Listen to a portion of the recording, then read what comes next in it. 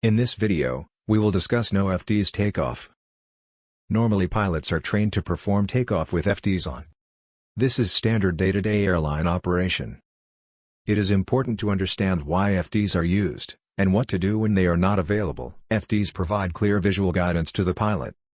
They give pitch and bank commands on the primary flight display. During takeoff, workload is high. Pilots must monitor speed, thrust, runway tracking, and aircraft altitude. FTs reduce this workload. They remove the need for mental calculation and crew simply follows the command bars. This helps achieve the correct takeoff speed, and the correct initial climb path. Since takeoff is a critical phase of flight, the focus should be on procedure execution, not on thinking or calculating. Wondering why no FTs takeoff is still important? Over time, pilots become dependent on flight directors. With frequent use, the basic technique of flying without FT guidance can be forgotten. However, no FTs takeoff may still be required. This can be due to MEL requirements, system failures, or procedural constraints. In such cases, the pilot must fly the aircraft in basic modes. This video will help you quickly recall the no FTs takeoff technique, if such a situation arises. Let's first focus on what changes during a no FTs takeoff. During a no FTs takeoff, there is no vertical or lateral guidance. The pilot must manually manage pitch, speed, bank angle, navigation, and thrust.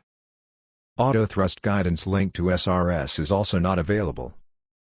The aircraft must be flown manually, using basic pitch and power principles. This requires higher alertness and discipline. Planned no FTs takeoff.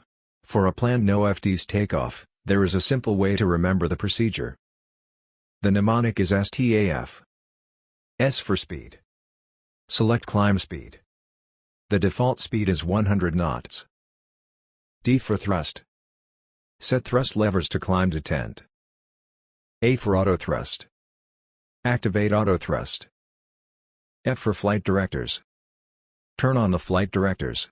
Once selected on, FTs will operate in basic modes, such as heading and vertical speed. This completes the no FTs takeoff procedure. There is another scenario to consider. If both flight directors fail after takeoff has commenced, the FT bars disappear during the takeoff run. The FCU speed window will display a target speed.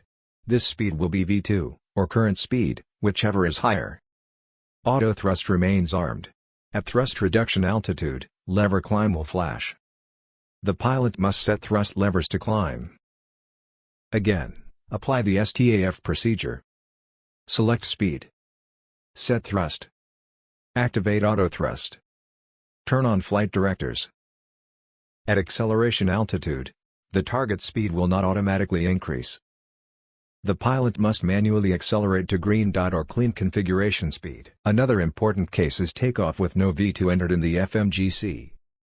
If V2 is not inserted, SRS will not engage.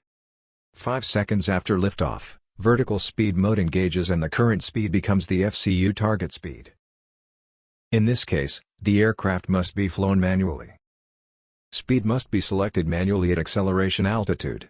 And an appropriate vertical mode must be selected, such as vertical speed or open climb.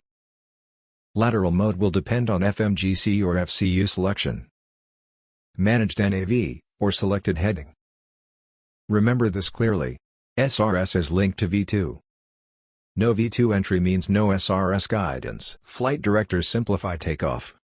But pilots must remain capable of flying without them.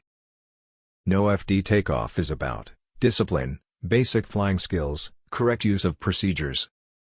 Understanding these scenarios ensures safe aircraft handling when automation is unavailable. If you liked the video, please don't forget to like, share, and subscribe to our channel.